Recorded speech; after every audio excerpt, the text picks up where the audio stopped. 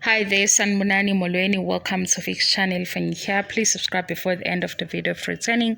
Thank you for love and support. I appreciate you. Makhumalo kwenye episode of RSOD laphayana ku-event kaJojo iJochela waphakamiswa unyawo ngenye indlela. Babuya-ke abantu bathi uMakhumalo eshaya ingoma unyawo lubuya le phezulu, kodwa manje kuzoba ne-meeting eMzumbe. Kuzobizwa i-meeting, kubuzwa oMacele, kubuzwa oMayeni, kubizwa oMangwabe, kuthiwa yini le bisiyenziwa yazini abantu banedrama bethi yini le bisiyenziwa uMakhumalo laphaya kwi-RSOD.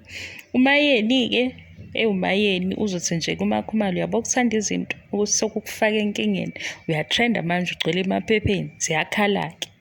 Macele uzothi nje manje nathi uyasifaka yini? Hhayi Mangwabe uvele ethi phela ubaba uMthombeni usibizile kanti uthini? Mina ngisho lutho abeyiphuzela itiye. Hhayi bo, baba uMseleku naye akaxegise bandla ama-restrictions. Sifuna ukubona uMakhumalo asithembise ukuthi sizombona without sister wives, eniy'nkulumo azoyikhuluma lana uzoblenda nabanye ngoba bazobe bekhuluma enye nje i-language ne-fashion nayo yonke into away from umzumbe. Manje uMakhumalo hhayi wavele wathobeka okudlulele-ke manje, wathobeka okudlulele, noma sazi ukuthi usesatshiswa yibhiliyone noma ilona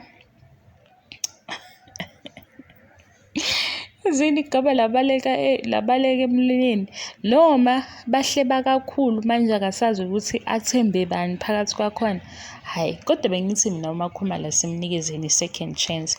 Angithi sibabonile ku-season 1, asikaze sibajaje befika ngaphandle kwaHomotho, ngoba uHomotho wathi uMabucie ubukeka ngathi nje uzohlwitha i-wig yomuntu.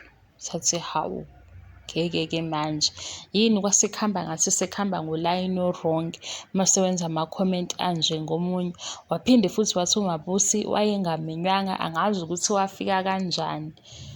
uNonku waba yixoki noma yimi oyixoki, aningichazeleni kahle indaba kaNonku noMabucie. uMabucie akafikanga ezumngani kaNonku, angazi, ngikhumbula nje engathi babekhuluma ngabantu ababaziyo kusukela kudala. Emva kwalokho uNonku akasamkhumbuli uMabucie, akasamazi kahle. Hhayi, uNonku siyamthanda impela futhi ishow uye nje uBeyonce uyithwele, kodwa ezinye izinto ubuye ekhuluma singasazi.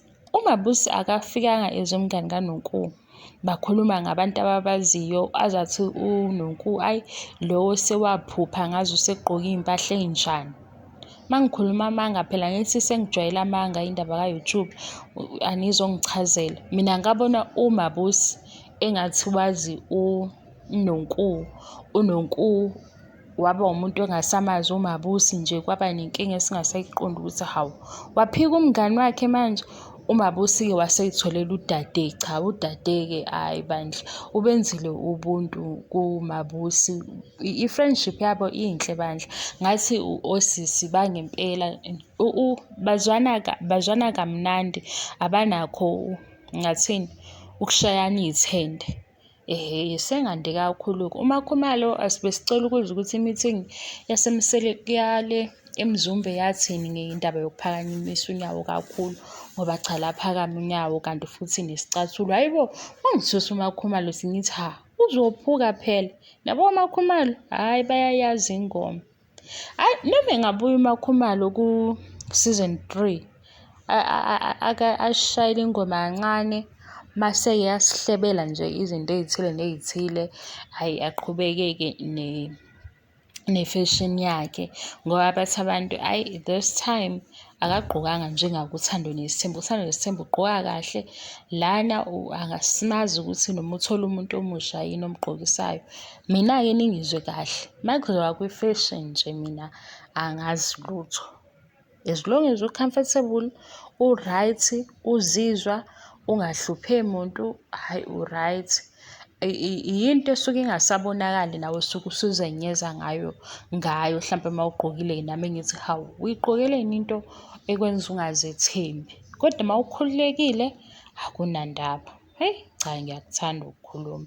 Please subscribe if you haven't subscribed. I love you and appreciate you. Bye bye.